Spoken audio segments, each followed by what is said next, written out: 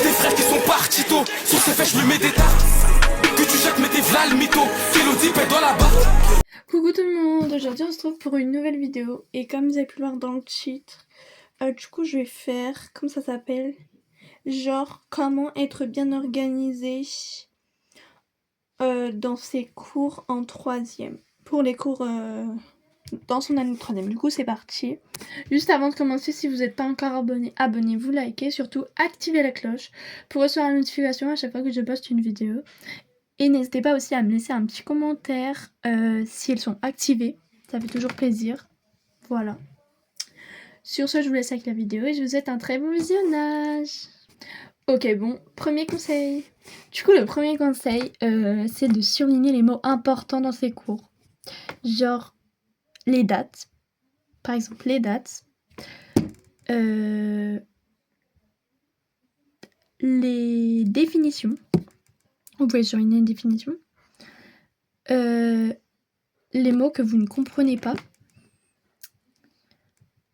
Et voilà. Les mots importants, en fait, qui sont importants pour vous à retenir. Genre, vraiment, qui sont... Il y a des mots qui sont vraiment... Il faut retenir. Voilà. Et bah, c'est ceux-là qu'il faut surligner.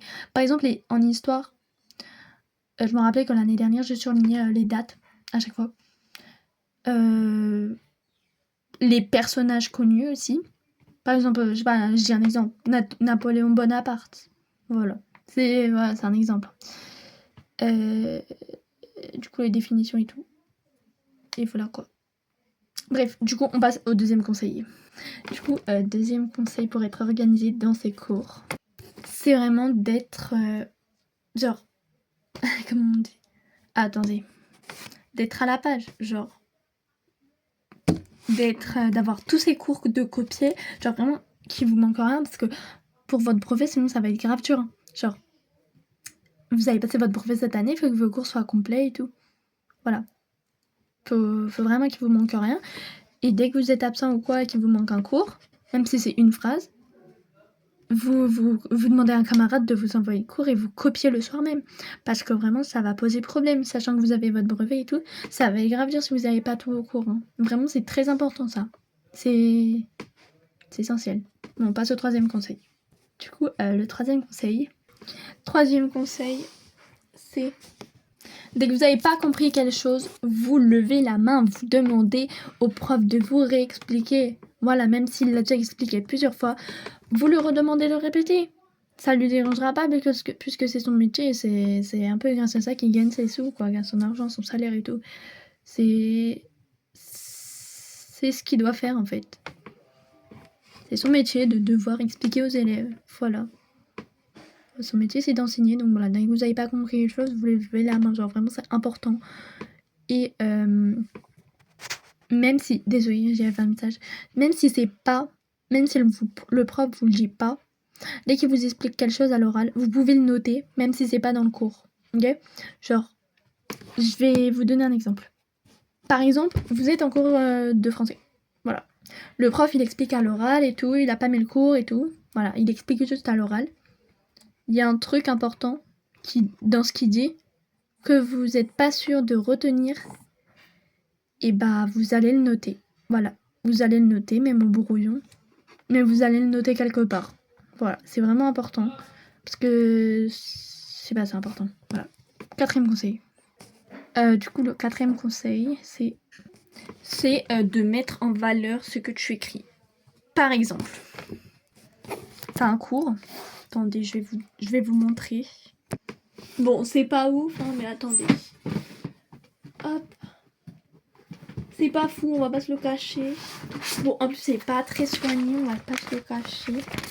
Genre, t'écris par exemple les titres en rouge. Attendez. Je sais pas si... Désolée, je vais aller manger. J'arrive. Bon, j'ai pas trop fait de cours, mais par exemple, j'écris les titres en rouge, là. Alors, je sais pas, à chaque fois, vous voyez, j'écris les titres en rouge, je surligne en rouge. J'écris en rouge et je surligne d'une couleur. Les exemples, je les surligne d'une autre couleur et je les écris en vert. Et le reste, le cours ou quoi, les exercices, j'écris en bleu. Voilà, c'est comme ça qu'il faut... Voilà, faut pas tout écrire de la même couleur. Vous n'allez pas réussir à être organisé. Voilà, on passe au cinquième conseil, c'est parti. Du coup, on passe au 5e conseil, c'est parti. Du coup, le 5e conseil, il est basique. Je pense que peut-être que vous le faisiez 1, 2, 3. Peut-être que vous le faites déjà. Donc en gros, c'est utiliser une couleur par matière. Par exemple, histoire rouge, maths, souvent on prend bleu. Comment ça s'appelle Français violet, par exemple. Vous voyez, c'est comme ça. Et vous pouvez surligner, du coup, français, si vous utilisez du violet, vous pouvez surligner vos cours, enfin les moins importants, là, comme je dis au début, en violet. Les maths, du coup, vous surlignez en bleu, etc., etc. Mais ce qu'il faut, c'est quand même super bien d'utiliser des couleurs par matière. Voilà. Du coup, c'est la fin de cette vidéo. Du coup, j'espère vraiment que cette vidéo vous aura aidé, vous aura plu et tout. Si c'est le cas, n'hésitez pas à liker. Du coup, je vous l'ai déjà dit au début, je vais pas le redire.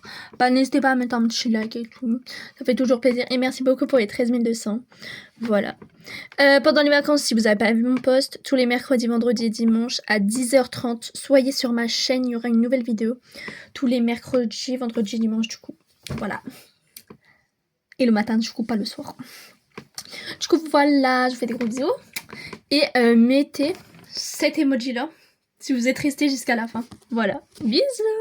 À bientôt.